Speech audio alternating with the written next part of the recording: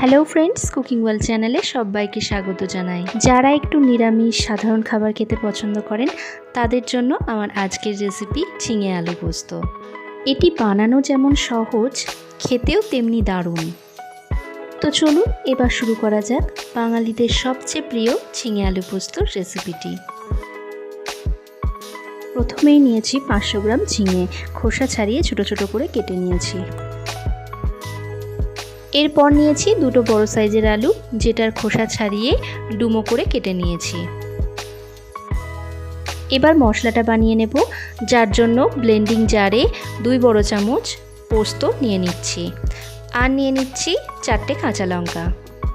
জল দিয়ে এমন একটা স্মুথ পেস্ট বানিয়ে নিয়েছি। এবার কড়াই তেল গরম করে কালো জিরে আর শুকনো লঙ্কা ফোড়ন দিয়ে আলুটা দিয়ে দিলাম।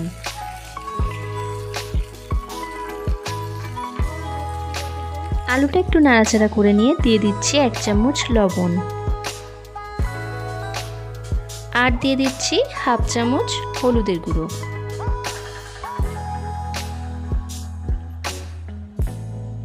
লবণ হলুদ দেওয়ার পর ভালোভাবে আলুটা ভেজে নিচ্ছি।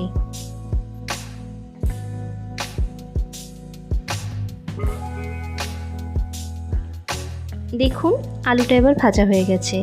এবার কেটে রাখা ঝিঙেটা দিয়ে দিলাম।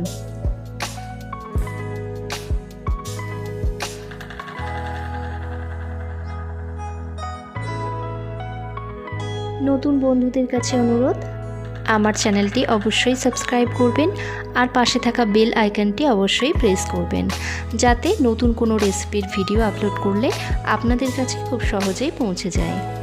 আর পুরনো বন্ধুদের অসংখ্য ধন্যবাদ এইভাবে আমার পাশে থাকার জন্য।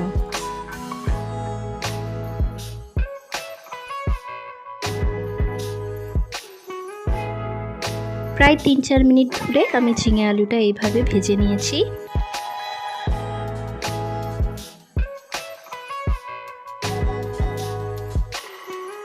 শুধু বাংলা নয়, এমনকি সারা বিশ্বেই বাঙালির খাবারের নামে ঝিঙে পোস্ত এই রেসিপিটির কিন্তু বেশ জনপ্রিয়তা রয়েছে। খুবই অল্প সময়ে অল্প কিছু উপকরণেই এটি বানিয়ে ফেলা যায়।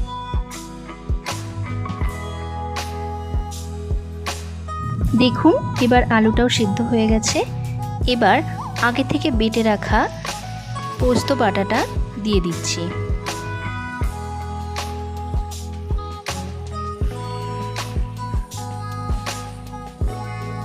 পোস্ত বাটাটা দেওয়ার পর ভালোভাবে নাড়াচাড়া করে দিচ্ছি।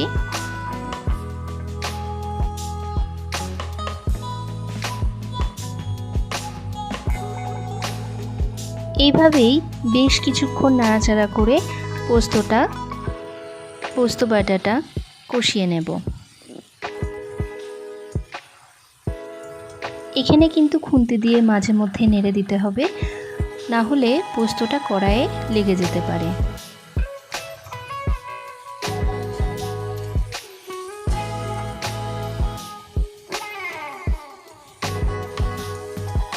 বেশ কিছুক্ষণ ধরে ধিমে আঁচে আলু ঝিঙে পোস্তটা এইভাবে কষিয়ে নিচ্ছি।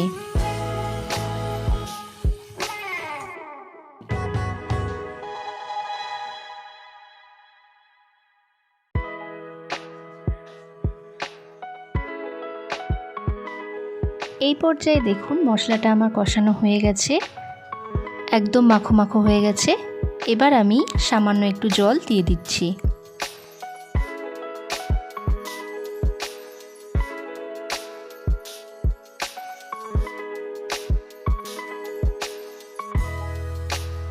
জল দেবার পর এটাকে 3-4 মিনিট এভাবেই ধিমে আঁচে হতে দেব।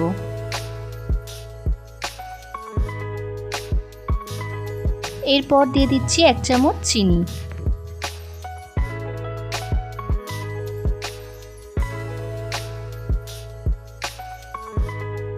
চিনিটা দিয়ে ভালোভাবে মিশিয়ে কিছুক্ষণ ফুটে উঠলে এবার দিয়ে দেব 1 চামচ ঘি। পোস্ত বাটার সাথে ঘি দিলে কিন্তু এর টেস্ট আরও বেড়ে যায়। ব্যাস, এবার আমার রান্নাটা কমপ্লিট। এবার কড়াই থেকে নামিয়ে গরম গরম ভাত কিংবা রুটি যে কোনো কিছুর সাথেই পরিবেশন করতে পারেন।